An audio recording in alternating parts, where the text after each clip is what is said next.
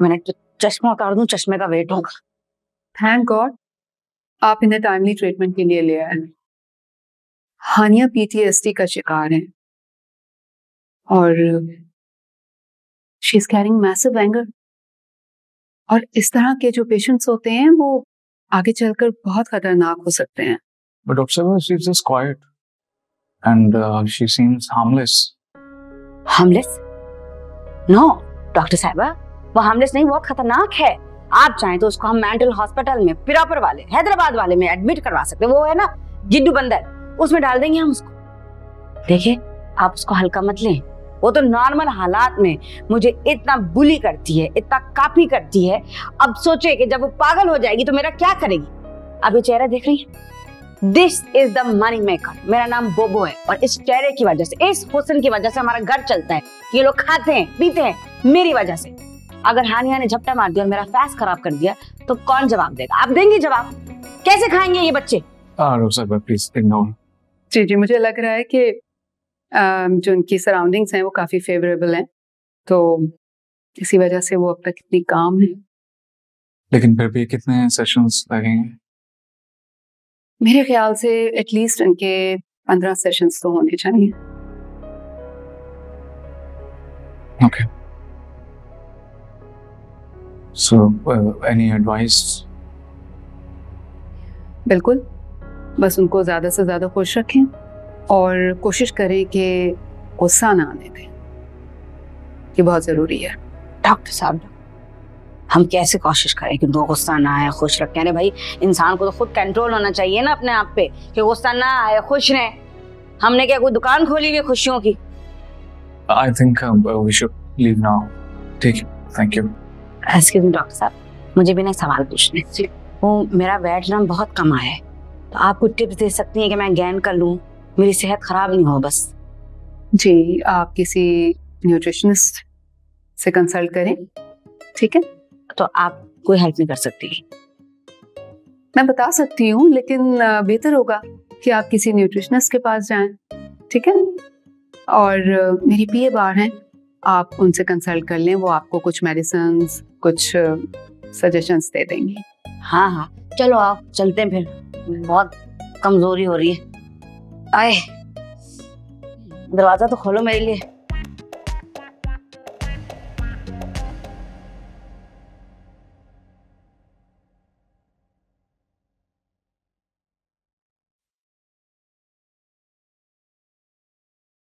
नबील जी?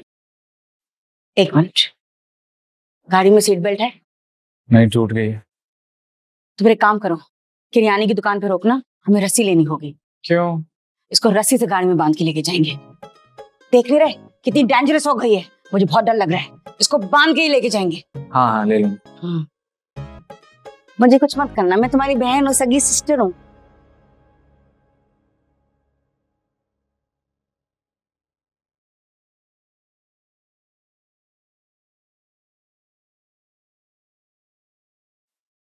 अरे अंकल, आप फिर आ गए?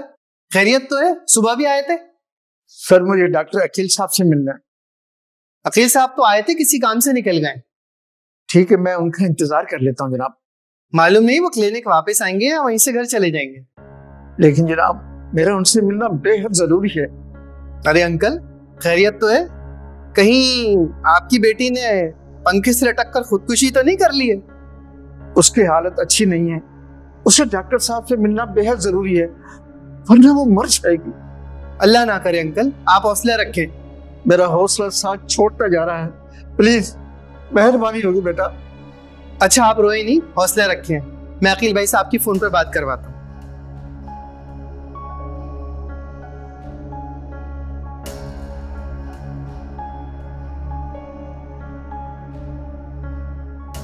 फोन नहीं उठा रहे हैं वो डॉक्टर्स के एक सेमिनार में गए हुए हैं, शायद वहीं बिजी हैं। ठीक है बेटा, अगर डॉक्टर साहब आए तो कहना बिटिया अंजुमन की तबीयत ठीक नहीं है, उसको गम अंदर ही अंदर खाया जा रहा है। आज वो बेहोश भी हो गई थी, अगर उन्हें कुछ हो गया तो मेरी दुनिया ही उजड़ जाएगी। अच्छा आप हौसला रखें, घर जाएं, उनका ख्याल रखें। अकील भाई आते हैं तो मैं उनको बताता हूँ।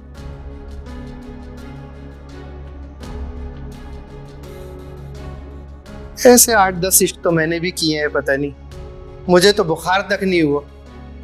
ये इश्क मुझे किसी और तरह का ही लगता है।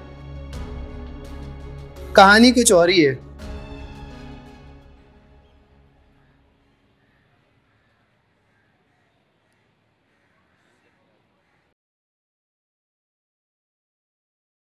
जी फूफा सास। अरे हाँ, क्या हुआ? हानिया की डॉक्टर के गई थी, क्या कहा उसने? सास वो तो ऐसी ड्रॉनी ड्रॉनी बातें कर रही थी, ऐसी खौफनाक बातें, ऐसा लग रहा था कि जैसे कह रही हो कि हानिया इंसान नहीं बल्कि कोई और मखलूक बन चुकी है। बाकी डिटेल्स आप नबील से ले लीजिएगा। ये नबील कहाँ है? वो एक्चुअली फूफा सास, मैंने उसको कहा कि पहले मुझे ड्रॉप कर दो, फिर हानिया को मम्मी के घर ड्रॉप कर देना। उनकी प्राइवेट कैट्स होती है ना, समझिए आप। हाँ तो हमने दिया उसको स्पेस, अच्छी बात है। ये तुमको बुरा लगा क्या? फूफा सास, आप मुझसे किस टून में फालतू में बात कर रही है? मैंने तो बस एक बात की थी। ऐसा लगता है कि मेरी तकदीर में सिर्फ आपकी डांट खाना लिखा है। तकदीर का लिखा कौन बदल सकता है? बस खामोशी से डांट खाती रहो। नो फूफा सास, I am not uneducated girl कि आपकी डांट सुनती ना हूं। मैं जानती हूँ कि आपको भाव नहीं बल्कि एक स्लेव चाहिए, लेकिन मैं आपकी स्लेव कभी नहीं बनूंगी, कभी नहीं बनूंगी।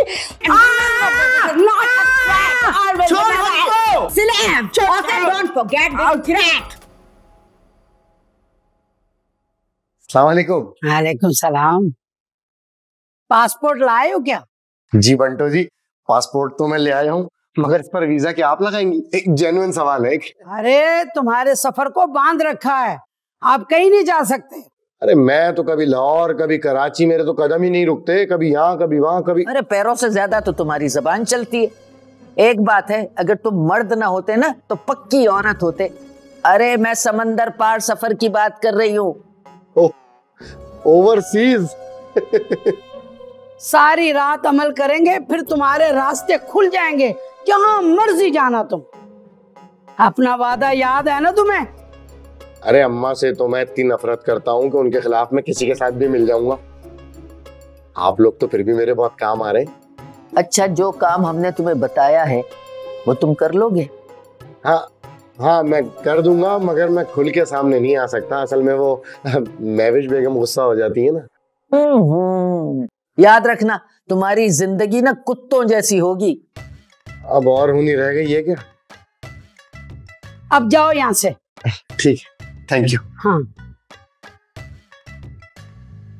मेरी बात सुनो मंटो, क्या सारे अहमक हमारे नसीब में लिखे हुए? अरे इन अहमकों की वजह से तो हमें अच्छा हिस्सा मिलने वाला है।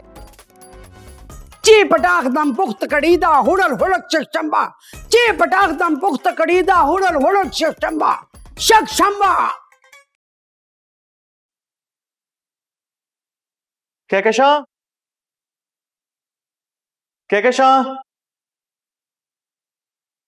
नोमी।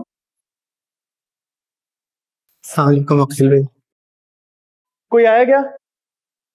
हाँ अकील भाई, वो अंकल आए थे, वो जो अंजुमन के साथ आते थे। क्या कह रहे थे? बहुत परेशान थे, रो रहे थे वो। उन्होंने बताया कि अंजुमन की तबीयत ठीक नहीं है और आज सुबह भी बेहोश भी हो गई। बेहोश हो गई थी? किसी डॉक्टर को दिखाया उन्होंने? उनके डॉक्टर तो आप ही हैं अकील भाई। वो चाहते हैं कि आप एक बार अंजुमन साहिबा से बात कर लें, वो ठीक हो जाएंगी।